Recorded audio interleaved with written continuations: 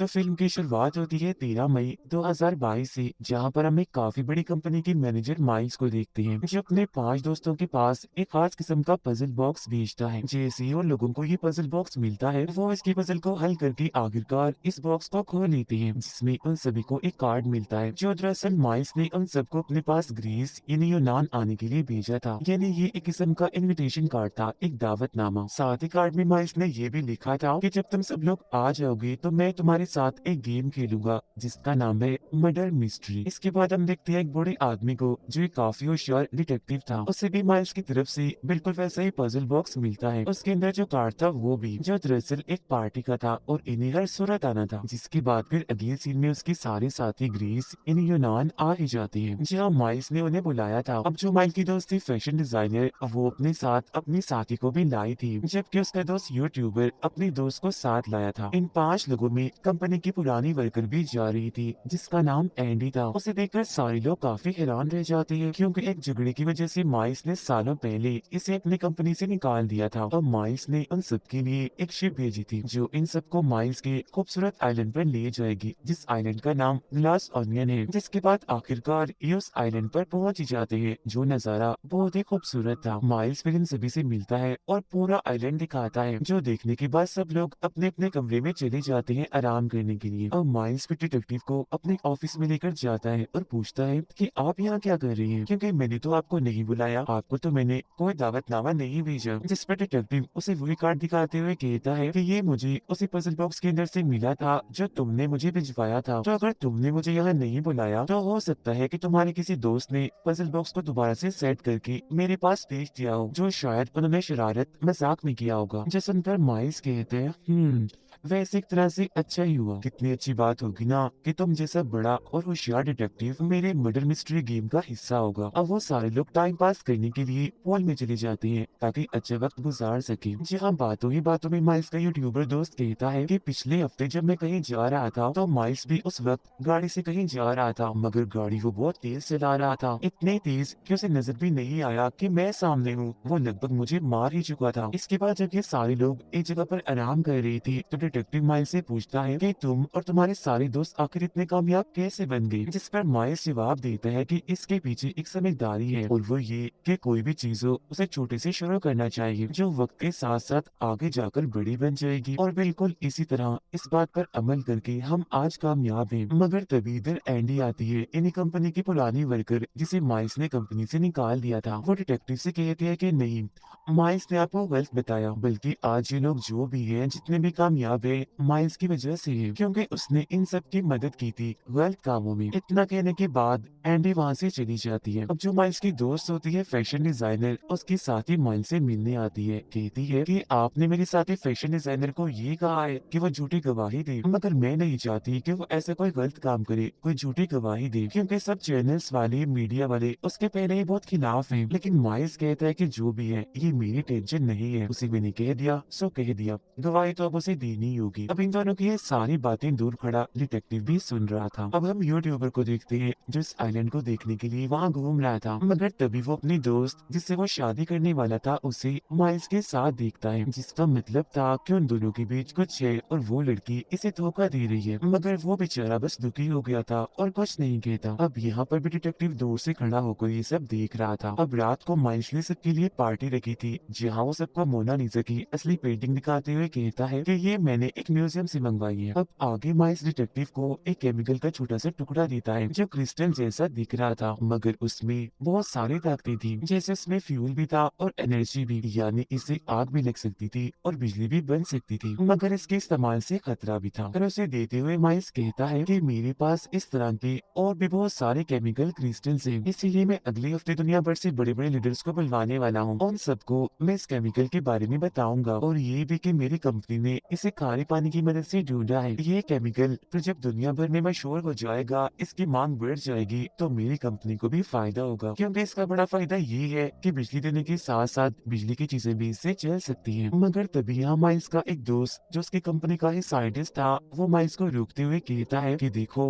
अब इसकी जांच पड़ताल पूरी नहीं हुई है, हमारे साइंटिस्ट को इसे टेस्ट करने, इसकी जांच करने के लिए और भी टाइम चाहिए, और अगर ऐसे इसका इस्तेमाल किया तो ये खतरनाक साबित हो सकता है।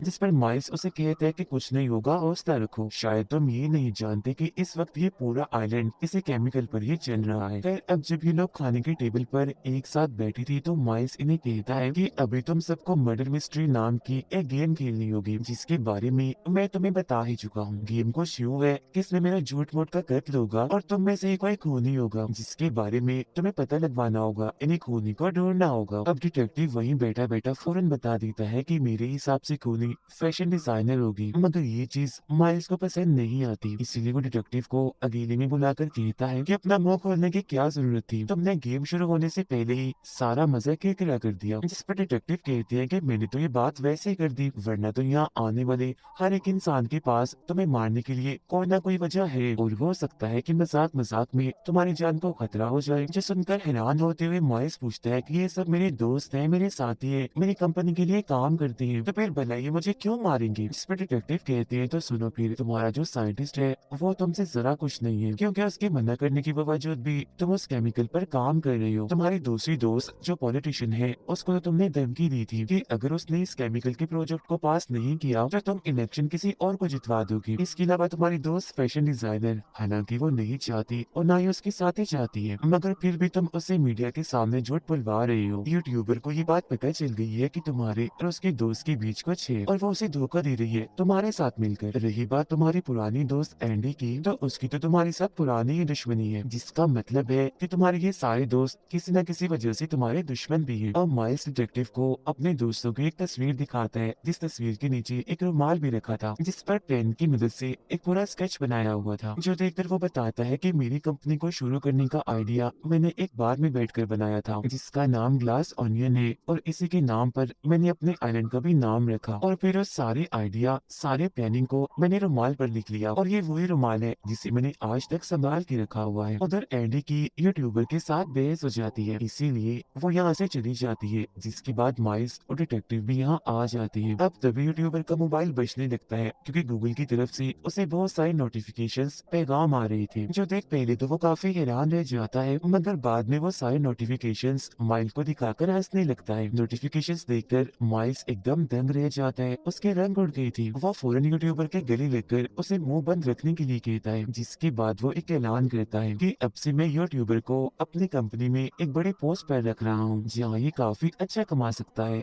जो सुनकर वो यूट्यूबर काफी खुश हो जाता है। अब यहाँ सवाल ये उठता है कि वो नोटिफिकेशंस क्या थी, जिस पर माइल्स इतना बदल गया कि यूट्यूबर को बड़ी पोस्ट ही दी थी, और वो डर क्यों गया था, यूट्यूबर को वो क्या छुपाने के लिए कह रहा था, इस बारे में हम आगे जानेंगे। अब यूट्यूबर इस वजह से खुश था, इसीलिए वो माइल्स का दिया हुआ जूस पीने लगता है, मगर तभी देखते ही देखते उसकी सांस अटक जाती है। फौरन मौके पर ही उसकी मौत हो जाती है। अब उसकी अचानक मौत की वजह से सभी काफी डर जाते हैं, मगर उनका शक एंडी पर जाता है, क्योंकि पार्टी होने से पहले ही वो गायब हो गई थी। माइल्स की नजर उस ग्लास पर जाती है जिसे यूट्यूबर ने जूस पिया था। वो देखता है कि ग्लास पर मेरा ही नाम लिखा हुआ है, माइल्स, जिसका मतलब ये है कि खूनी मुझे मारना चाहता था, मगर वो मारा गया, यानी यूट्यूबर। अब हैरत वाली बात ये थी कि यूट्यूबर की गन और मोबाइल भी तब तक वहाँ से गायब हो चुकी थी, और फिर तभी अचानक इस पूरे आइलैंड की लाइट चली जाती है। सब लोग काफी घबरा गए थे, इसीलिए इधर उधर भागने लगते हैं। अब तभी डिटेक्टिव बाहर आती है, जहाँ उन्हें एंडी मिलती है, जिससे भी वो यूट्यूबर की मौत के बारे में बता देती है। जो जान वो काफी हैरान परेशान रह जाती है उसकी अचानक मौत की वजह से, मगर तभी कोई अंधेरे से एंडी पर गोली चलाकर उसे भी मार देता है।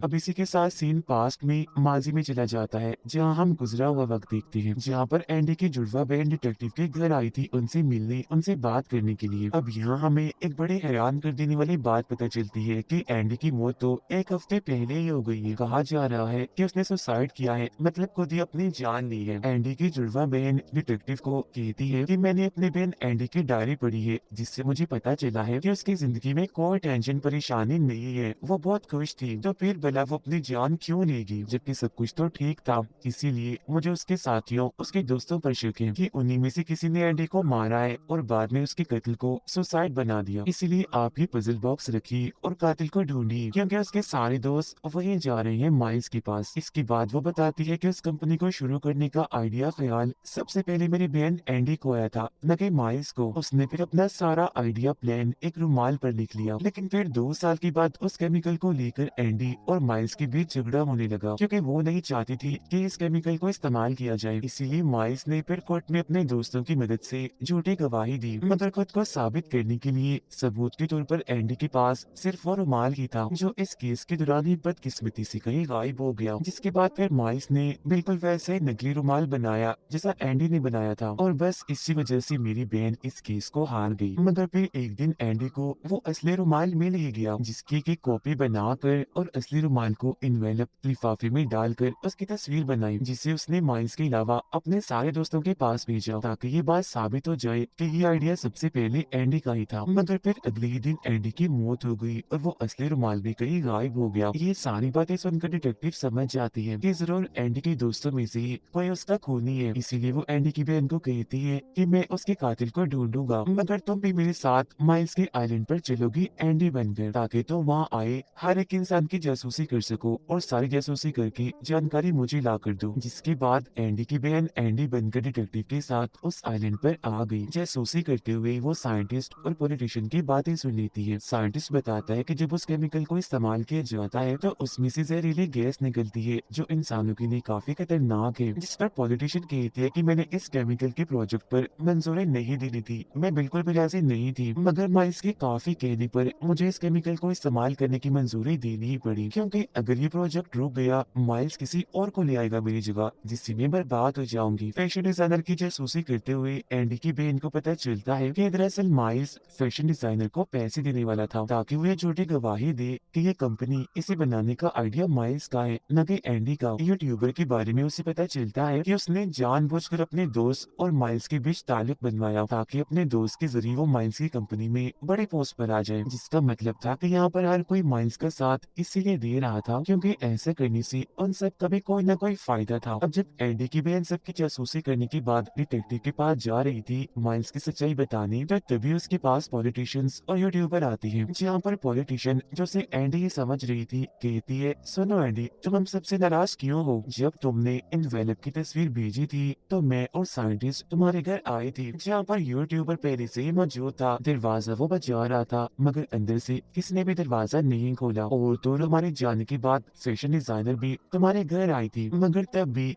किसी ने दरवाजा नहीं खोला। जिसके बाद एंडी की बहन ये सारी बातें जाकर डिटेक्टिव को बता देती है कि जब एंडी ने खुद को साबित करने के लिए उन्हें मेल की थी तो उसके दोस्त आए थे उससे मिलने, मगर दरवाजा नहीं खोला गया। अब ये जानकर डिटेक्टिव का शक उसके सारे दोस्तों पर से हट जाता है। मगर जब पार्टी में बहस होने के बाद एंडी की बहन पार्टी छोड़ के गई थी तो उसने जाकर सबके कमरों की तलाशी ली थी, लेकिन फिर भी उसे वो इन्वेलप कहीं नहीं मिला जिसमें असली रुमाल था। खैर ये सारी कहानी तो थी पास्ट माजी की। अब मौजूदा वक्त में हम देखते हैं कि किसी ने एंडी की बहन पर गोली चलाकर उसे भी मार दिया, मगर किस्मत से वो बच गई, क्योंकि वो हमेशा अपने पास एंडी की डायरी रखती थी जो गोली जाकर उसमें घुस गई। लेकिन मरने का नाटक वो इसलिए कर रही थी क्योंकि डिटेक्टिव ने उसे ऐसा करने के लिए कहा था, ताकि सब लोगों को लगे कि वो मर गई है। अब तक इस बात का फायदा उठाकर एंडी की बहन माइल्स के कमरे में जाती है, जहाँ तलाशी लेने पर तस्वीर के पीछे वो इन्वेलप उसे मिल भी जाता है जिसमें असली रुमाल था, जिससे यहाँ ये बात साबित हो गई कि एंडी को और किसी ने नहीं बल्कि माइल्स ने ही मारा है। अब यहाँ पर डिटेक्टिव माइल्स से कहते हैं कि मुझे पता चल गया है तुमने यूट्यूबर के जूस में पाइनएप्पल जूस मिलाया था, क्योंकि तुम जानते थे कि उसे पाइनएप्पल की एलर्जी है, जिसके पीते ही उसकी मौत हो गई। अब इतनी ही देर में एंडी की बहन भी यहाँ आ जाती है, जिसके पास वो असली रुमाल भी था। जो देखकर डिटेक्टिव कहते हैं कि जब एंडी ने तुम सबको मेल की थी कि कंपनी बनाने का आइडिया मेरा है और उस आइडिया की कॉपी भी भेजी थी, तो तभी वो मेल साइंटिस्ट ने माइल्स को भी भेज दी थी। जो पढ़कर माइल्स को इतना गुस्सा आया कि वो सीधा एंडी के घर चला गया। वहाँ जाकर माइल्स ने उसका कत्ल किया और फिर रुमाल चुराकर वो फौरन वहाँ से निकल गया। गाड़ी वो काफी तेजी से चला रहा था, जिससे यूट्यूबर भी टकराने वाला था, और ये बात यूट्यूबर ने बताई भी थी जब हम सब पूल के पास थे। और जब यूट्यूबर को गूगल की नोटिफिकेशंस आ रही थी तो उसमें उसे पता चल गया था कि एंडी की मौत हो गई है। उसका शक फिर माइल्स पर ही गया था, क्योंकि यूट्यूबर ने माइल्स को एंडी के घर से निकलते हुए देखा था। जिसके बाद यूट्यूबर ने माइल्स को ब्लैकमेल करना शुरू कर दिया कि मैं सबको बता दूंगा कि एंडी को तुमने ही मारा है, वरना तुम मुझे अपनी कंपनी में बड़े पोस्ट पर रखो। अब एंडी की बहन माइल्स को वो असली रुमाल दिखाती है जिसके नीचे ग्लास ओनियन बार का लोगो था, मतलब कि ये वहीं का रुमाल था, और फिर कहती है कि मुझे देखकर हैरत नहीं हुई कि मैं एंडी जैसी हूबहू कैसी हूँ, मैं उसकी जुड़वा बहन हूँ और ये बार जिसकी तुम बात कर रही हो ये तो 9 साल पहले ही बंद हो गया है, मगर तुम्हारा रुमाल तो अभी कुछ अरसा पहले ही बना है और उस पर ग्लास ओनियन नाम का कोई लोगो भी नहीं है। तो तुम्हारा रुमाल नकली है और ये असली है। मगर तभी माइल्स एंडी के उस रुमाल को जला देता है और कहता है कि बेशक तुम्हें मेरे बारे में सब कुछ पता चल गया है, मगर अफसोस तुम्हारे पास मेरे खिलाफ कोई भी सबूत नहीं है कि ये सब मैंने किया, ये एंडी को मैंने ही मारा है। अब हालांकि वो सारे लोग माइल्स की सच्चाई भी जान गई थी, मगर इसके बावजूद भी वो उसका साथ देने का फैसला करती है और उसके खिलाफ गवाही देने से मना करती है, क्योंकि माइल्स के खिलाफ जाने में उनका नुकसान है। इस वजह से एंडी की बहन अभी दुखी हो भी रही थी कि तभी डिटेक्टिव उसे चुपके से बताते हैं कि अगर माइल्स को बर्बाद करना है तो एक ही तरीका है, यहाँ रखी इसकी सारी कीमती चीजों को तोड़ देते हैं, बर्बाद कर देते हैं। जहाँ बाद में जब माइल्स के पास कुछ रहेगा ही नहीं तो उसके दोस्त उसके खिलाफ हो जाएंगे। अब जाते हुए डिटेक्टिव उसके हाथ में उस केमिकल का वो छोटा सा टुकड़ा रख देते हैं जो खुद उन्हें माइल्स नहीं दिया था, जिसके बाद एंडी की बहन वहाँ रखी हर एक चीज को तोड़ने लगती है और फिर वहाँ आग भी लगा देती है। मगर ये देखकर अभी भी माइल्स नॉर्मल था, उसे लग रहा था कि कुछ नहीं हुआ, सब ठीक है। मगर फिर तभी एंडी की बहन माइल्स को वो केमिकल का छोटा सा टुकड़ा दिखाती है, जो देखकर माइल्स समेत सारे लोग काफी डर जाती है, काफी घबरा गई थी, क्योंकि ये टुकड़ा फ्यूल और एनर्जी से भरा हुआ है। और फिर जैसे वो उस टुकड़े को आग में डालती है वहाँ काफी बड़ा धमाका हो जाता है, जिससे वो पूरी की जगह जलने लगती है, तहस नहस हो जाती है। बाहर बैठे हुए डिटेक्टिव ये सब कुछ देख रही थी और काफी इंजॉय कर रही थी माइल्स की बर्बादी देखकर। अब इससे पहले कि वो लोग जलकर मर जाते सारे लोग बाहर आ जाते हैं, जहाँ एंडी की बहन माइल्स को कहती है, लूजर तुम हार गए, तुम्हारे पास कुछ नहीं बचा। अब माइल्स को बर्बाद देखकर उसके सारे दोस्त भी उसके खिलाफ गवाही देने के लिए मान जाते हैं, यानी कि एंडी और यूट्यूबर को माइल्स नहीं मारा था, क्योंकि बुराई और लालच का अंजाम बुरा ही होता है। और इसी के साथ ये फिल्म इधर ही खत्म हो जाती है।